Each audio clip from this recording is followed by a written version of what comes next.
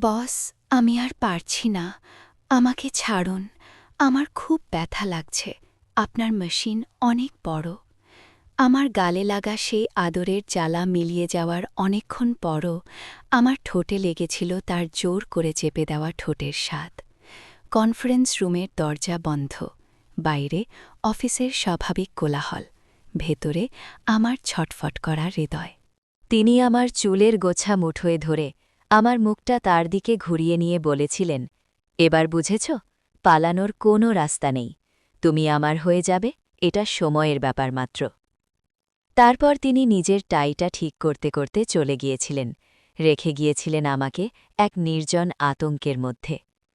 আমি জানতাম এখান থেকে পালিয়ে গেলে চাকরিটা যাবে, কিন্তু থাকলে কি যে অপেক্ষা করছে। গল্পের মূল অংশ। আমার নাম নুসরাত জাহান, বয়স ২৩। ঢাকার মিরপুরে আমাদের ছোট্ট একটা বাসা।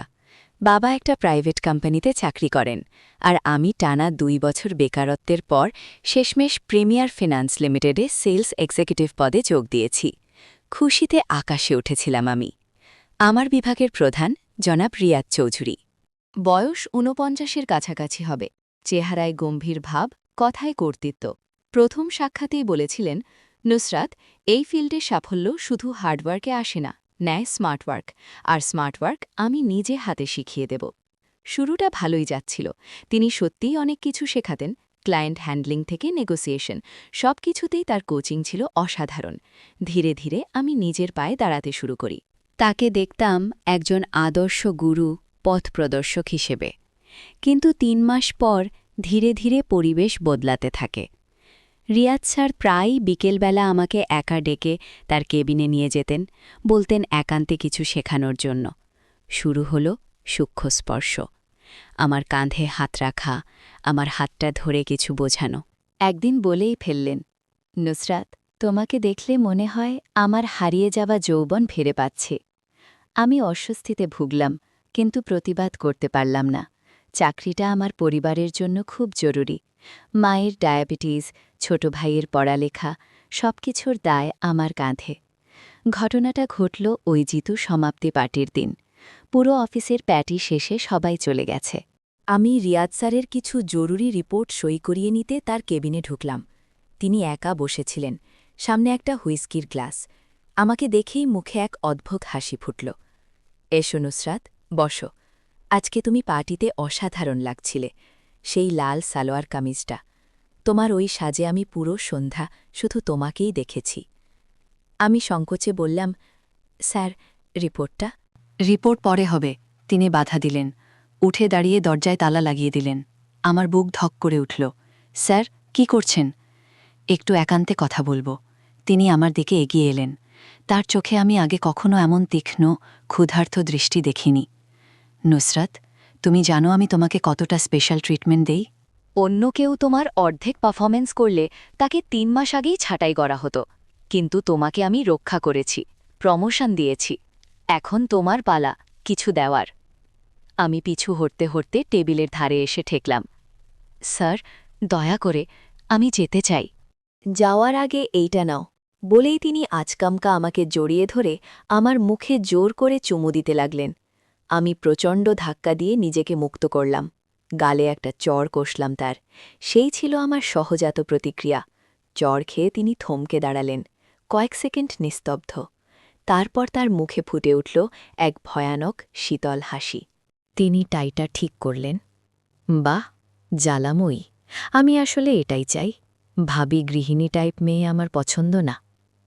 আমি কাঁপছিলাম ভয়ে আর রাগে। আমি সবাইকে বলবো। বলো, তিনি নির্বিকার ভঙ্গিতে বললেন। কারো বিশ্বাস করবে? এই ইন্ডাস্ট্রির কিংবদন্তি রিয়াদ চৌধুরী, নাকি এক নবাগত সেলস গার্ল? তুমি প্রমাণ কি দেবে? বলবে আমি তোমাকে জোর করে চুমু দিয়েছি? তুমি তো পার্টিতে আমার সাথে ফ্লার্ট করছিলে, সবাই দেখেছে। তুমি নিজেই আমার কেবিনে এসেছিলে রাত 10টায়। তুমি চাকরি চাও না খ্যাতি চাও? এই একটা নামে তোমার ক্যারিয়ার ধুলোয় মিশবে। আর তাছাড়া, তিনি একটু কাছাকাছি এসে নিচু গলায় বললেন, তোমার বাবার যে লোন আমি রেকমেন্ডেশন দিয়েছিলাম, সেটা কি মনে আছে? সেটা বাতিল করতে আমার এক ফোনই যথেষ্ট। তোমার পরিবার কি করবে তখন? মায়ের ডায়ালিসিস বন্ধ হয়ে যাবে?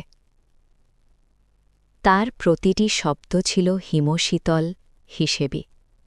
তিনি জানতেন ঠিক কোথায় আঘাত করতে হবে। আমার সমস্ত সাহস, সমস্ত রাগ যেন এক নিমিষে ঝরে পড়ল। চোখে পানি জমে এলো। আমি দেয়ালে ঠেস দিয়ে দাঁড়িয়ে রইলাম। পালানোর শক্তি নেই। তিনি দেখলেন তিনি জিতেছেন। আমি ভালোবাসি জিনিসটা জিতে নিতে। আজ যাও, কিন্তু কাল থেকে থিংস উইল বি ডিফারেন্ট। তুমি আমার হবে। সেটা মেনে নিলে তোমাকে স্টার বানিয়ে দেব, না নিলে কনসিকোয়েন্সেস জানো। আমি সেই কেবিন থেকে বেরিয়ে কিভাবে বাসায় ফিরলাম মনে নেই। সারা রাত আমার চোখে ঘুম আসেনি। পরের দিন অফিসে গিয়ে দেখি আমার ডেস্কে একটা দামি পারফিউমের গিফট বক্স, কার্ডে লেখা, yesterday was intense, let's start fresh, RC. সেই দিন থেকেই শুরু হলো আমার নরকদাস। প্রতিদিনই কোনো না কোনো বাহানা, লেট নাইট কাজ, একান্ত মিটিং।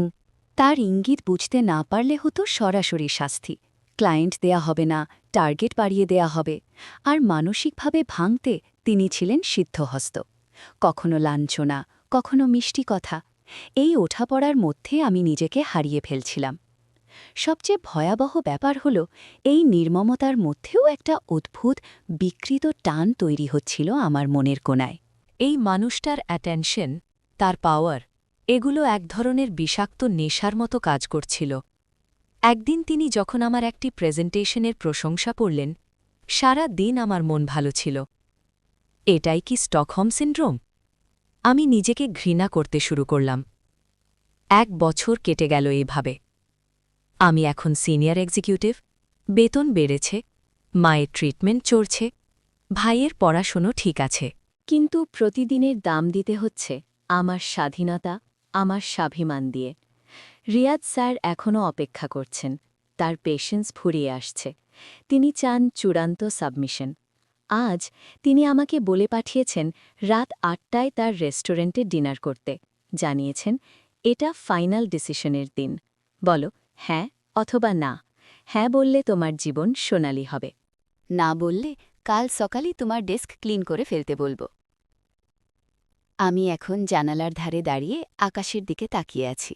ডিনারের টাইম হয়ে আসছে। আমার ফোনে তার পাঠানো মেসেজ জলজল করছে। তোমার সিদ্ধান্ত জানতে অপেক্ষা করছি। শ্রোতা বন্ধুরা, গল্পটা এখানেই শেষ করলাম। কিন্তু নুসরাতের সিদ্ধান্ত জানার আগে আমি আপনাদের জিজ্ঞেস করতে চাই, আপনারা কি মনে করেন নুসরাতের এখন কি করা উচিত? 1. না বলে দিয়ে চাকরি ছেড়ে দেবে, নিজের সম্মান রক্ষা করবে, কিন্তু পরিবারের আর্থিক সংকটে পড়বে। 2. হ্যাঁ বলবে, নিজের শারীরিক ও মানসিক স্বাধীনতা হারাবে, কিন্তু পরিবারের ভবিষ্যৎ নিশ্চিত করবে। 3. কোনো কৌশল অবলম্বন করবে, প্রমাণ সংগ্রহ করবে, বা অন্য কোনো উপায় বের করবে?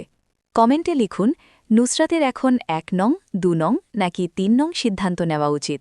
আপনার মতামত জানান। আর এই ধরনের এক্সক্লুসিভ স্টোরি শোনার জন্য চ্যানেলটি সাবস্ক্রাইব করতে ভুলবেন না। পাশের বেল আইকনটি চেপে নোটিফিকেশন অন করুন, যাতে পরবর্তী কোনো আপডেট মিস না করেন। ধন্যবাদ।